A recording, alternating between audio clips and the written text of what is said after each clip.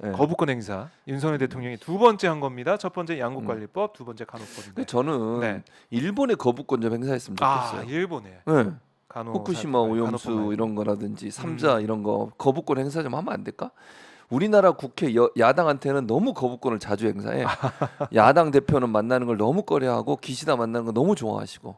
그러네. 왜 그러지? 자주 만나네요. 왜 그러지? 셔틀 외고 보관한다면서 가까이 여의도에서 용산이 뭡니까?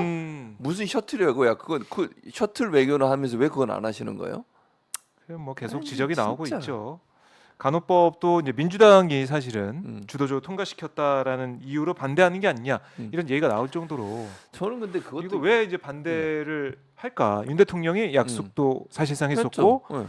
이 국민의힘 그러니까 총선 아마 공약으로 제가 들어가 있던 걸로 기억을 하는데 어쨌든 여당에서도 간호협회 만나면은 긍정적인 답변을 해왔는데 네. 이게 거부권 행사가 됐어요. 거부권 행사했어. 이 사실은 이 전국에 음. 윤석열 대통령 입장에선 좋게 미칠 것 같지는 않는데 영향이. 근데 이제 아마도 이게 첫째는 이런 것 같아요. 야당이 하는 걸 무조건 싫어하는 것 같아.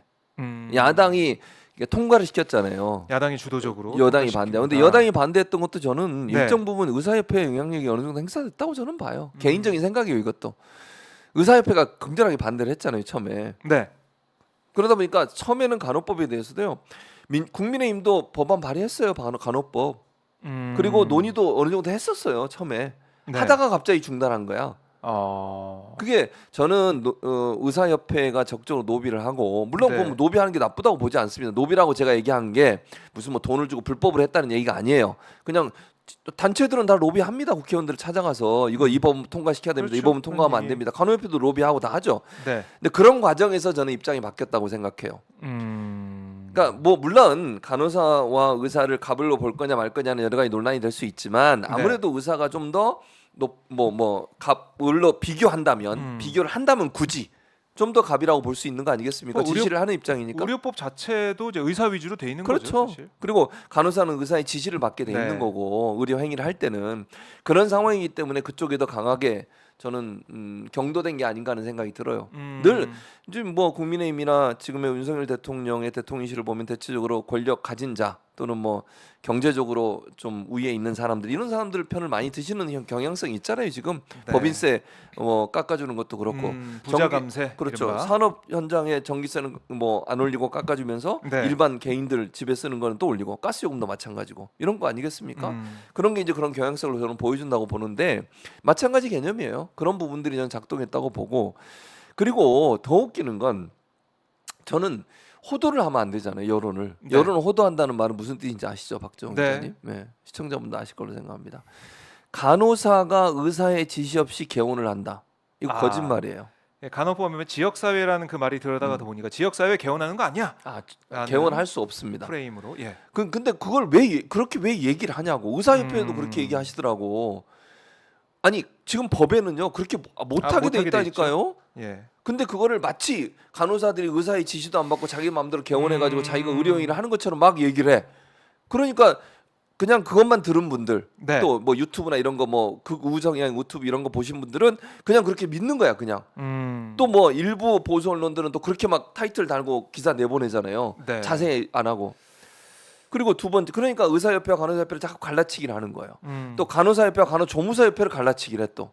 고졸 문제가 아니고 학력 제한 그걸로 갈라치기를 하더라고. 근데 너무 웃기는 건요. 그 법을 자세히 보면 고졸 이상이면 누구나 할 수 있는 거예요. 고졸로 제한하는 게 아니고 그렇죠. 누구나 할 수 있고 간호조무사 이제 관련된 그 과정을 훈련을 이수하면 받고, 할 수 있는 거죠. 근데 그걸 고졸로 제한을 했대. 그 왜 그렇게 된 거예요?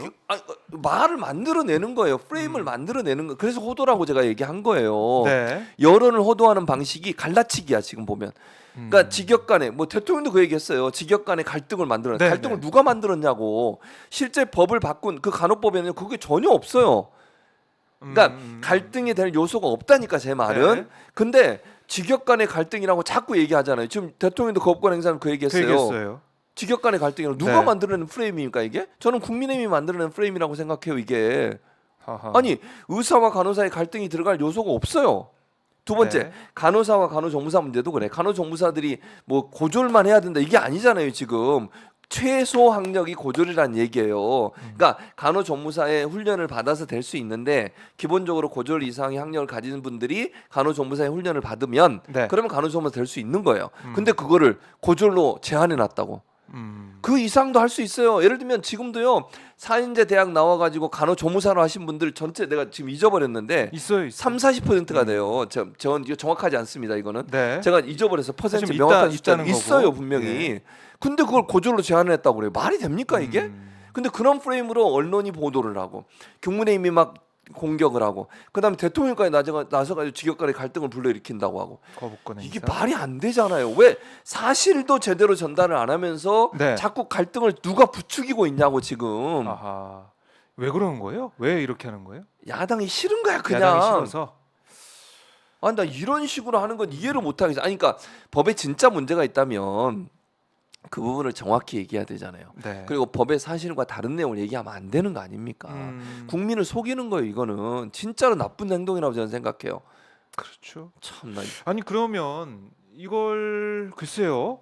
간호사들이 오늘 이제 광화문에 나와서 항의 집회를 규탄 집회를 하고 있던데 이거 계속 갈등이 만들어지고 그렇죠.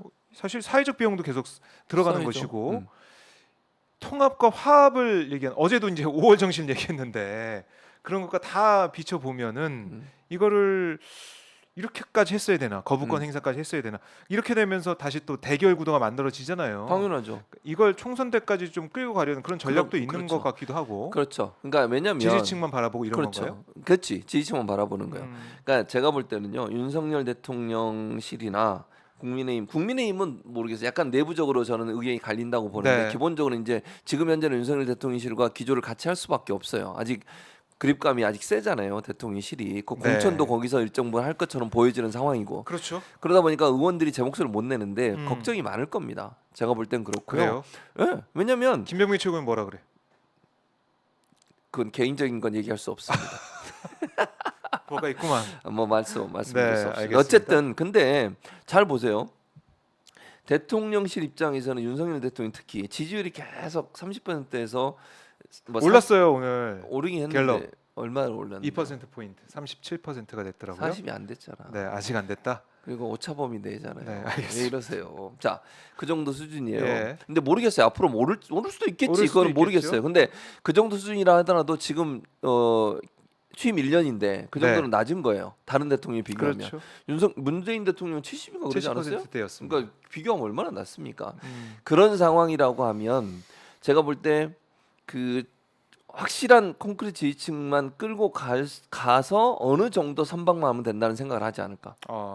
그러니까 이런 거예요. 다수당이 되는 거는 제가 볼 때 어렵다고 판단했을 가능성이 있다고 봐. 이미 어렵다는 판단. 저는 그렇게 생각합니다. 왜냐하면 대통령의 스타일상 국민의 여론을 별로 신경 안 쓰는 것 같아요.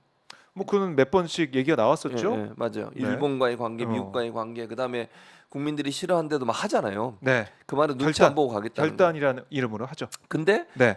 최소한의 본인을 지킬 수 있는, 그러니까 최소한의 그 대통령실이 위험에 처하지 않을 수 있도록 지킬 수 있는 선, 그 선을 아마도 제 생각에 지금 정도의 숫자로 보지 않을까. 국회의원 숫자를 본다면 이 정도면 뭐 야당이 180석 갖고 있어도 그래도 버틸 수 있을 거다. 뭐 탄핵만 안 나오면 된다 뭐 이런 뭐 건가요? 그런 거죠. 한마디로 얘기하면. 그러니까 그 3분의 2 이상이 되면 문제가 되는 거잖아요. 3분의 2 이상이 그러면은 되면 여러 가지 문제가 문제가 발생하죠. 발생할 수 있어요. 그러니까 그 정도만 저지하면 된다고 생각하지 않을까 하는 생각이 들어요. 그러니까 결국은 그렇게 되면 눈치 안 봐요. 그리고 지지층만 보고 가는 거지. 그래요. 지지층만. 근데 지지층이 누구예요? 대부분 다 우리 사회 기득권들이에요. 기득권들, 권력 가진 사람들, 돈 많은 분들 뭐 물론 제가 돈 많은 분들하고 통칭해서 말씀드려 죄송해요. 왜냐하면 돈 많은 분들 중에도 정말 네. 다른 생각 갖고 있는 분 많이 계시니까 그러니까 그냥 일반적인 말씀을 드리는 기득권층이라고 네, 기득권층. 얘기하는 소위. 네. 그래서 이제 보수 진영의 정권이 본인의 기득권을 지켜줄 거라고 생각하는 분들 입장에서는 좋고 싫고를 떠나서 기득권을 지키기 위해서 보수 진영을 이제 지지할 수밖에 없는 거거든요. 그건 이제 콘크리트 지지층이라고 보고 네. 그 지지층만 끌고 가면 이 정도는 유지할 수 있을 거라고 본다는 거죠, 제 말은. 음. 그래서 변화를 시도하지 않을 거다. 근데 우리 국민들 입장에서 보면 너무나 불행한 그렇죠. 거죠. 불행한 거죠. 그거는. 예? 진짜 불행한 거예요. 이게 계속 이제 편가르기, 양극단의 이제 모습 사회만 볼 수밖에 없을 것 같아서 그렇죠. 불행한 그런 일인데 이런 국정 기조가 지금 2년차 첫 국무회의 한 거 보니까 바뀔 것 같지는 않더라고요. 전혀 안 바뀌어요. 문재인 정부 비판하고 이런 모습 보니까 맨날 남탓만 하잖아. 이 답답한 현실이고